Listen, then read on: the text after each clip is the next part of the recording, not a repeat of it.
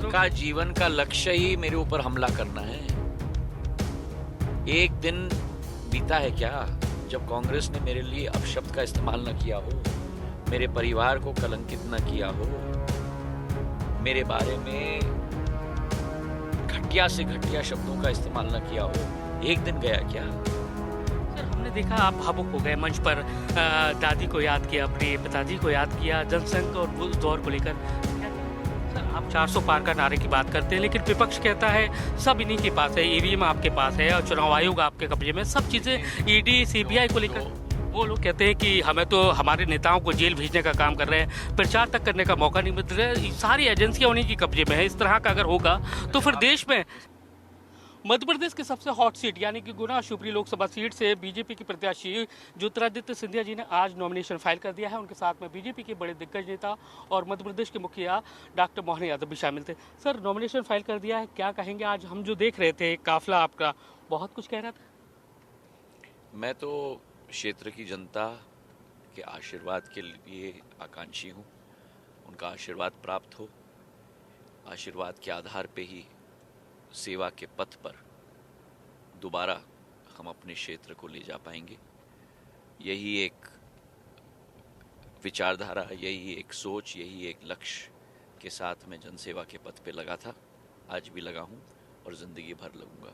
उनके आज के दिवस के आशीर्वाद के लिए मैं ज़िंदगी भर कृतज्ञ रहूँगा। सर, हमने देखा आप भावुक हो गए मंच पर, दादी को याद किया, अपने पिताजी को याद किया, जनसंघ और उस दौर को लेकर, क्या कहेंगे? भावुक भरा पल। एक बहुत लंबा और एक बहुत विस्तृत रिश्ता रहा है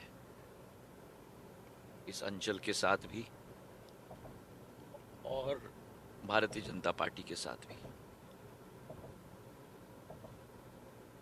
सिंधिया परिवार की 3 पीढ़ियों का एक जुड़ाव, एक लगाव इस दल के साथ रहा है। मेरी दादी आजी अम्मा पूर्व राजमाता साहब इस पार्टी की संस्थापक रहीं। संपूर्ण जीवन उन्होंने इस पार्टी और देश के लिए समर्पित भाव के साथ कार्य किया। आज वे अगर जीवित होती तो जरूर प्रसन्न होती, प्रफुल्लित होती। प्रधानमंत्री जी के नेतृत्व में जो उनके और उन जैसे लाखों लोग जिन्होंने बलिदान दिया, जिन्होंने मेहनत मशक्क़त की अपनी पूर्ण ज़िंदगी में, उन सभी के सपने प्रधानमंत्री जी आज पूरा कर रहे हैं। 370 अनुच्छेद हटाकर, भारत की एकीकरण करके, राम मंदिर की स्थापना करके, भारत की मान सम्मान और प्रतिष्ठा पूरे विश्व में स्थापित करके, आज जितनी पीढ़ियां हमारी पहले गई हैं वे आज सब बड़ी प्रसन्न होती। और जिस तरीके से प्रधानमंत्री जी ने भारत का मार्ग अगले 23 साल के लिए भी प्रशस्त कर लिया है, ये सफ़र अमृत काल से शताब्दी काल तक, उस सफ़र पर आज प्रधानमंत्री जी के नेतृत्व में भारत चल पड़ा है। सर, आप 400 पार का नारे की बात करते हैं, लेकिन विपक्ष कहता है सब इन्हीं के पास है, ईवीएम आपके पास है और चुनाव आयोग आपके कब्जे में, सब चीजें ईडी सीबीआई को लेकर। जो गठबंधन में नहीं कहूंगा, लेकिन ठगबंधन, ये ठगबंधन है जिनकी सोच और विचारधारा केवल कुर्सी है, कि केवल स्वतः का विकास है। मैंने कहा अपने भाषण में, ये आपका विकास नहीं देखते, अपना विकास देखते हैं। कुर्सी की खोज है। और उस ठगबंधन की जो सोच और विचारधारा है कि जिस संविधान के आधार पर भारत चलता है, उस संविधान पर कलंक लगाने का कार्य अगर ये ठगबंधन करेगा तो इसका जवाब जनता इस ठगबंधन को अपने आप स्वयं देगी। हमारे देश में एजेंसी स्वतंत्र हैं, हमारे देश में चुनाव आयोग स्वतंत्र है।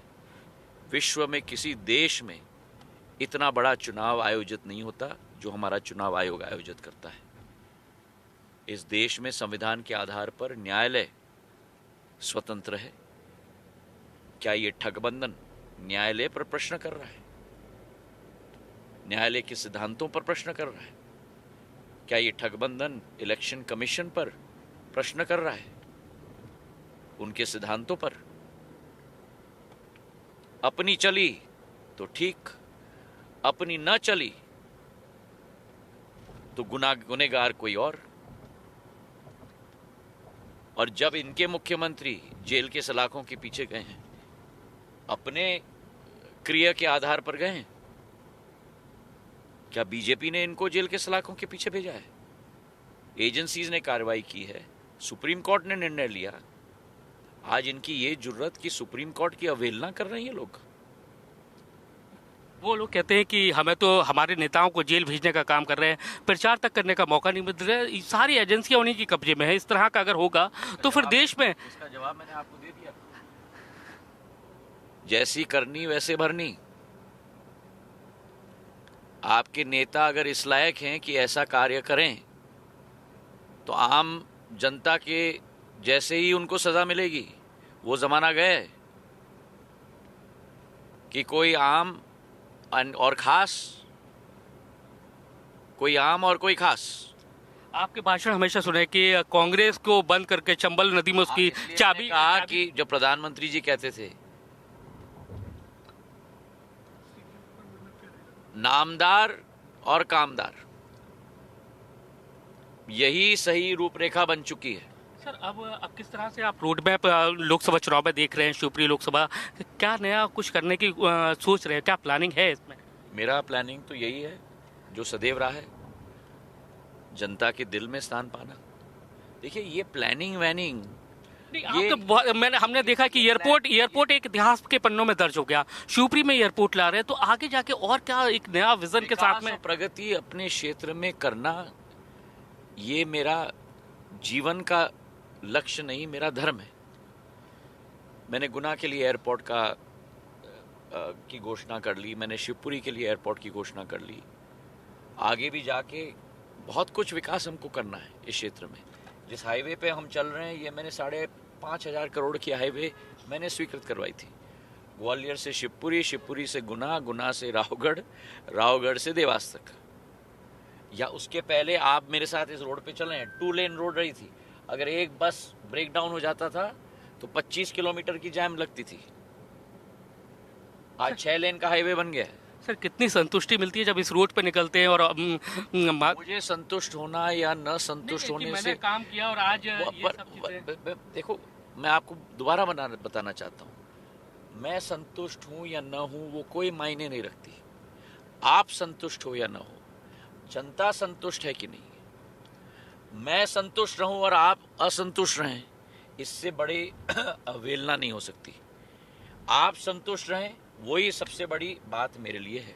लेकिन आप हमलावर नहीं होते नाम लेकर, जैसे चाहे दिग्विजय सिंह हो, लेकिन वो अभी भी लगातार हमलावर हैं, अभी भी वही चीजों का जीवन का लक्ष्य ही मेरे ऊपर हमला करना है।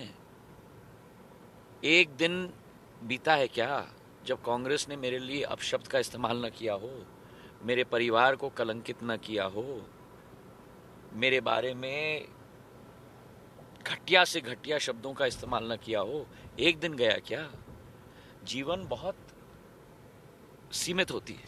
क्या लगता है कि समय सकारात्मक सोच और विचारधारा के साथ लोगों के जीवन को बदलने की कोशिश करो। बहुत बहुत धन्यवाद। सर एक लास्ट सवाल बस, ग्वालियर चंबल को लेकर क्या कहेंगे? लोकसभा चुनाव को लेकर क्या स्थिति नजर आ रही है? पूरे मध्य प्रदेश में भारतीय जनता पार्टी का परचम लहराएगा। तो आप देख सकते हैं कि ज्योतिरादित्य सिंधिया है और उन्होंने साफ कहा है कि एक बार फिर से मध्य प्रदेश में बीजेपी का परचम लहराया जाएगा और लोकसभा चुनाव में बेहद बहुत ज्यादा वोटों से जीतेंगे। कैमरामैन राजकुमार कुशवाहा के साथ नासिर गौरी, IBC 24 ग्वालियर।